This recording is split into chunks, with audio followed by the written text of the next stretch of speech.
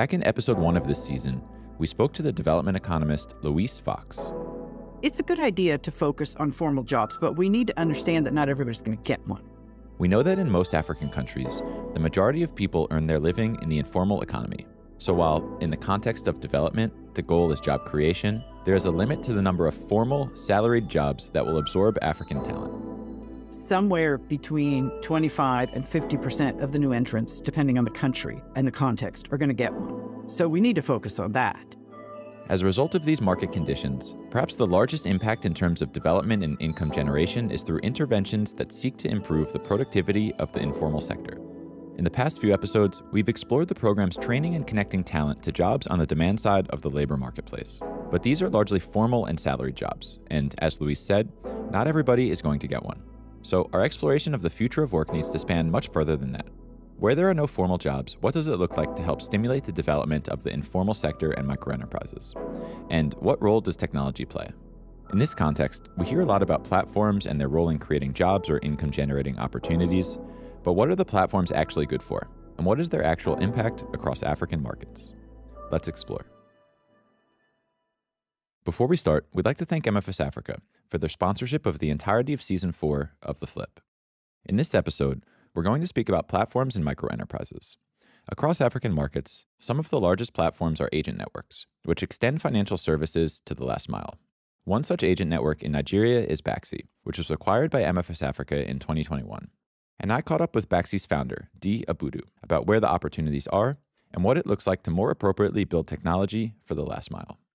It's really more around financial inclusion for the mass. So trying to create accounts, wallets, bank accounts for our merchants that we work with. So if they don't have a bank account, we can create a de facto account for them at the agent location. In Nigeria, before you can open a bank account, you need a bank verification number, which is issued via biometric identity verification. We can also do that at agent locations. And then on top of that, we were super excited about some of the things that obviously MFS Africa can bring to the table. And we see an integration with MFS Africa basically bringing some level of sort of synergies and consolidation. Naturally, there will be synergies for remittances that creates inbound and outbound corridors between Nigeria and countries across Africa, and inbound and outbound with China. And those are obviously significant markets that we think we can, over the long term, generate a lot of value. And then just to constantly try and create payment innovation or innovation around ease of payments that suit the last mile. And that comes around, using technology just to simplify payments and education and training and awareness that that demographic will need to be able to use technology and be more digitally enabled over time. You're listening to The Flip, the podcast exploring more contextually relevant stories from entrepreneurs around Africa. Welcome back to The Flip. I'm your host, Justin Norman. In this episode, we're going to talk about platforms. And while we're going to use the term platform, what we are really talking about are Jobtech platforms. Let's start with a definition. The biggest change in the future of work is how work is intermediated. And Jobtech largely is around platforms that connect people to opportunity. That's Chris Maclay, the program director of the Jobtech Alliance at Mercy Corps, which is a community for startups, researchers, and different actors interested in the job tech space to work together to help build scalable solutions and achieve strong employment outcomes with its users. Jobtech has a particular role to play in African markets, for many of the reasons we've explored throughout this season. Jobtech looks different in the African context because the types of jobs that people are doing are different. But I think we see Jobtech as being particularly interesting on the African continent because there are so many failures in the labor market system and opportunities for technology to improve the way that labor markets work. The overarching question we're going to explore in this episode is what role these platforms play in creating jobs or income-generating opportunities in African markets. Now, at one level, these platforms are not actually creating new jobs themselves. They're increasing efficiencies, maybe improving quality of work. But at another level, they are creating new jobs. This is largely because they're moving non-consumption into consumption of those services by making it better quality, more convenient, or lower cost. The canonical example here is ride-hailing, where Uber may on one hand be moving some of the demand for taxi services from the analog to the digital. But at the same time, there are believed to be more Uber drivers in these markets than there were taxi drivers, as platforms like Uber have also increased demand for these services. And this is particularly important because much of this gig work can be fulfilled by less skilled talent as well. Prior to his current role with Mercy Corps, Chris was the COO at the Kenyan home services platform Link, where they'd look at this question of job creation as it relates to bookings on their platform. At Link, we used to say that maybe half of the jobs that we delivered on our platform were services that would have been consumed otherwise, but people now consume them through the platform. And we still saw that as a good thing, as it was more professional and better paid. But we always guessed that maybe half of our jobs were actually moving non-consumption into consumption. And where consumption is created, it's a function of tech-enabled platforms better organizing supply and demand, and in doing so, availing a service that is more convenient, transparent, easier to use and pay, safer. So people who wouldn't otherwise ride in a taxi or get their leaky pipe fixed choose to do so. But at the same time, the growth opportunities in the African context are still largely constrained by market size and disposable income. But in all of these platforms for offline work, we're limited by the purchasing power of the growing middle class. And we always talk about a growing middle class in Africa, but the vast majority of the growing middle class is at the much lower levels of income. And those that have the disposable income and that are willing to pay more for a higher quality or more convenient service are few.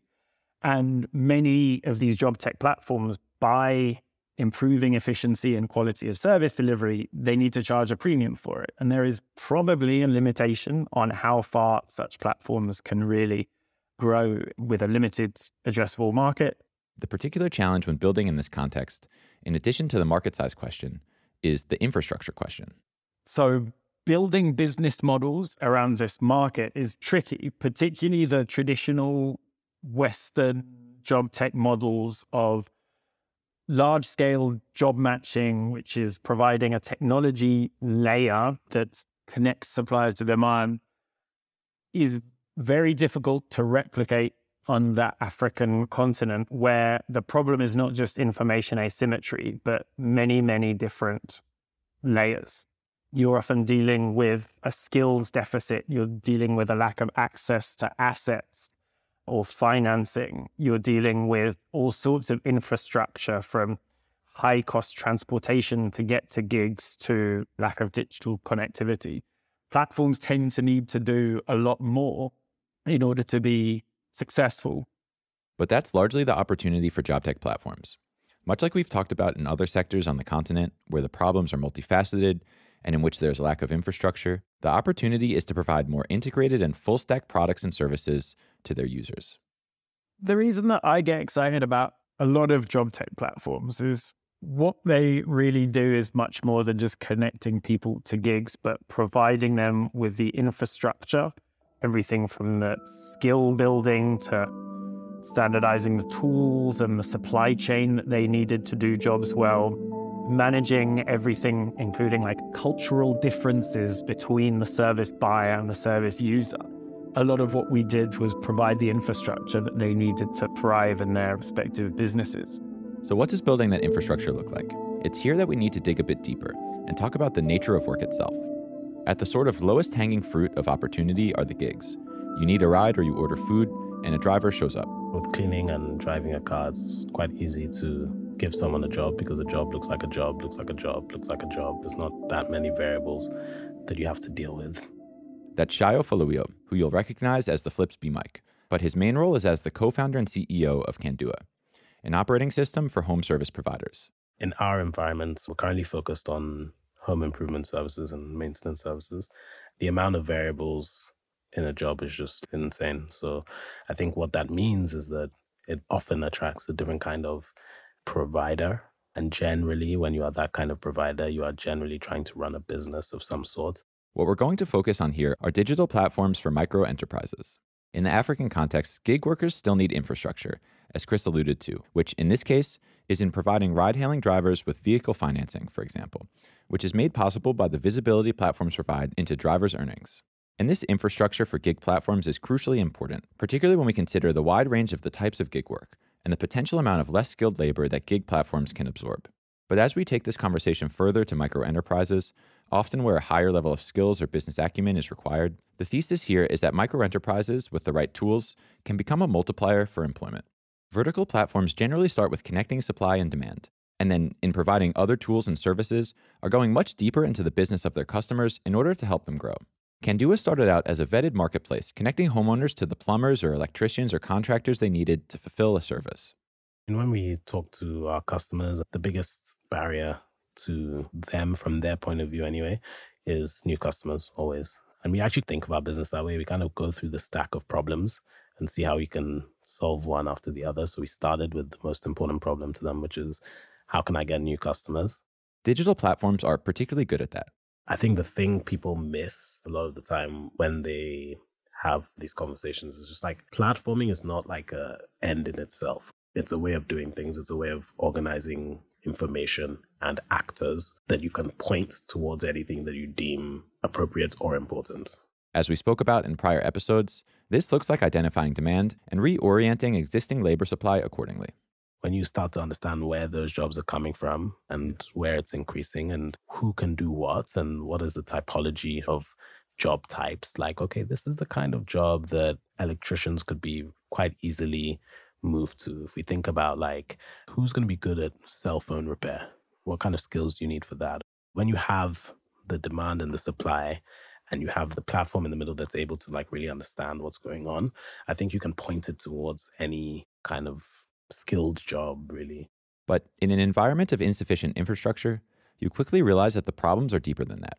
And then in doing that, you learn a lot about, hey, actually, what's stopping you from getting new customers is that every time your car breaks down, your whole life is in turmoil and you now let down these next 5 customers and your reviews are terrible and you start losing jobs, right? So understanding that there is one element, and I think that element is one that always has to continue, right? You always have to be able to do the business development, find service providers work. But you also learn that there's a lot that you can do from the software side, from the digital inclusion, financial inclusion side that helps people be more sustainable. This is where embedded fintech comes into play, and to some extent, where verticalization is important, in terms of the platform's ability to build specifically for the needs of a given vertical. So to give you an example, you might say payments. Horizontally, every small business wants to get paid quicker, wants better payment terms with whoever's paying them, all that stuff. But in the built environment, they have to go and buy, the average job on my platform is about $500. And half of that, at least, is going to be materials payments. That was the median. So like jobs can go up to 100,000 Rand. And if you have a 100,000 Rand job, 60,000 Rand of it is materials. So now you have to go and pay for that out of your own pocket. Nope, not going to do that. So the payment flows look slightly different there. That's why you have a lot of this deposit first for my materials, and then my risk is the labor. That's a very common workflow in the home improvement vertical. When someone's coming to paint my nails, I don't need to go through that journey. So payments remain like a horizontal thing, but you verticalize on a workflow basis. And that verticalization opportunity exists a level deeper in a category like home services, considering the customers it serves. I think the cool thing about credit in this space is that you're not just only talking to the service providers. You can actually use the service providers as a channel. Really understanding the vertical isn't just about how you serve one side of the marketplace. It's also about how you serve the other or help them serve the other, which actually acts as a channel. And so while there are market size questions for gig platforms, for example, vertical platforms can service markets that are deeper than they appear because of the nature of the work. Let's not just think about how many times you need to clean your house or whatever. Think about it from the other perspective. How many times does a plumber, a beautician, a caterer get up and do something? And what is the value of all those somethings? That's the actual market. And then you ask, okay, how can we capture that? If I'm able to capture that value of the amount of times people do shit, what does access to that channel allow me to do? So if I have 10,000 active users on my platform right now, they're going to be in probably an average 60,000 homes a month. Not only are they in those homes, they are doing stuff to those homes. what can we sell through that channel? If I'm an insurer, what's the best time to sell somebody some shit? When some shit is broken. My shit is broken. I need to buy a new toilet. What's the best time to sell somebody a toilet? When the toilet's broken.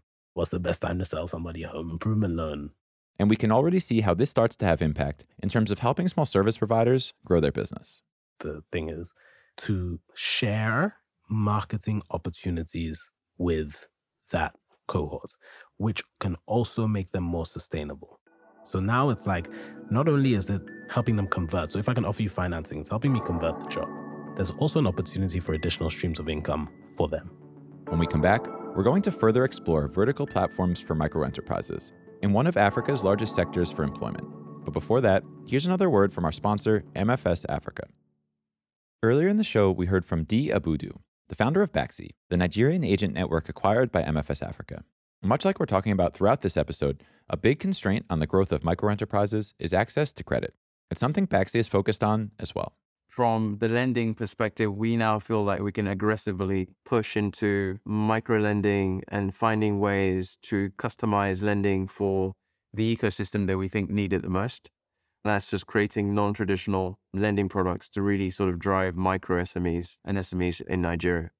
We have a pretty comprehensive portfolio of products for these SMEs, but I think what really happens next is it helps us to accelerate the breadth and the depth of credit products on our platform that can really support SMEs. My belief is the most important way of empowering SMEs is to provide credit. And the way credit is structured currently isn't really suited for retail last mile. Most of the commercial credit products are structured around more developed, more formal businesses. So you need collateral, or you need like really consistent cash flows, whereas nothing is really created or customized for this demographic. So with a partnership with MFS Africa, we'll create a much broader portfolio of credit products that can better suit that demographic and create a lot of value and empowerment.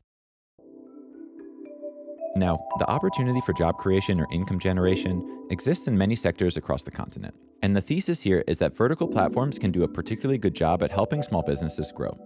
So let's explore this idea through the lens of another industry, one of the largest industries on the continent. For context, the restaurant industry is one of the largest industries in Africa. It's around 3% of Africa's GDP. That's Njavwa Mutambo, the co-founder and CEO of Caantin, formerly known as Top Up Mama, a platform for restaurants to manage the back office operations of managing suppliers and inventory. It's also one of the largest job creators. Just contrast a small shop and a small restaurant. Small shop, you could manage that with one or two people. A restaurant needs somebody in the kitchen, it needs a waiter, it needs somebody to manage it. And so these businesses are very, very labor intensive. And so what we saw as a potential for impact is by helping these businesses grow, you're effectively creating jobs in an industry that has a higher probability of hiring the current labor pool and the current state of the economy. So that raises an important question. How does Caantin help these restaurants grow? Whereas Kandua's wedge into building a network for home service providers was business development, the problems for restaurant owners are a bit different. Progress that restaurants have made on the front end, being on platforms like Uber Eats and having point of sale systems, their back end and the back office operations are still very much analog. And as a result, there was a lot of money. And so what we do is we streamline all those back office operations and work very hard to ensure that some of these small businesses have a sustainable way to manage their costs and scale. And managing those costs requires a deeper understanding of the dynamics and payment cycles of the restaurant industry in particular. The hospitality industry is notorious for its extremely long receivable cycle. Hotels and restaurants purposely pay suppliers late. The people who are really impacted by that are the small and medium suppliers. Right? Small and medium suppliers are unable to scale and grow primarily because they don't have the liquidity to keep servicing restaurants. And it's really important for us to highlight that this liquidity problem is the biggest problem that we found in the restaurant business. It's not that there aren't enough suppliers. It's not that there's not enough technology. It's that the suppliers that exist have really, really bad liquidity problems. And so while the primary problem isn't that there's not enough technology, this liquidity problem is nonetheless one that can be addressed with technology. When we found this problem, we realized that it goes down to a data problem. There isn't enough data for financiers to provide a supplier the invoice factoring that they need because they don't know who that supplier's customers are. And on the other side as well, you don't really know who the supplier is servicing. What's the history of the specific restaurant's repayment? Is this restaurant about to go bankrupt? They don't really have that. Back to Sayo's definition of a platform, a way of organizing information and actors on two sides of a market, Caantin provides that layer of data and visibility that makes it possible for the two sides to operate more efficiently and unlock growth potential. We build software that enables restaurants and hotels to order, pay, and finance their inventory. We manage the ordering, the payment, and the financing of those specific products. And much like Kandua, a lot of services can be layered on top. You start first and foremost with fixing the biggest problem. Today, it's the cost of sales. And then you just work your way down the P&L. There's a lot you can learn. And so right now, our focus is to work on that cost of goods side.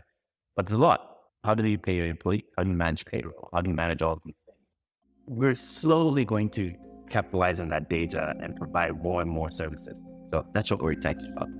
So tech-enabled vertical platforms, in better connecting supply and demand in otherwise fragmented markets, and in layering tools of services on top, can help small businesses grow.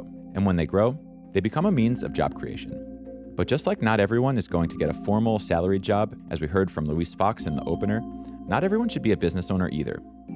African markets benefit from the collective strength of formal industry and robust gig platforms and growing microenterprises with the support of platforms, with a wide set of opportunities for the varying level of skilled talent in the marketplace.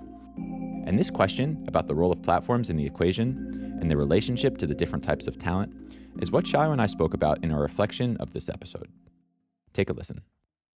I really want to stress that I think what we are talking about when we're talking about small business enablement and digitizing services for small business enablement is two things. It's number one, the acceptance that business is a great way to mobilize people, give people ways to make money and incentivize them that way, that there's not enough formal jobs for that to be true. And the nature of our environment is one that lends itself really well to small businesses being the route to prosperity or whatever it is. This is what the majority of work looks like. And so we must build products and services and tools to help them grow. Exactly. And the like red herring is this like new job, old job, blah, blah, blah thing.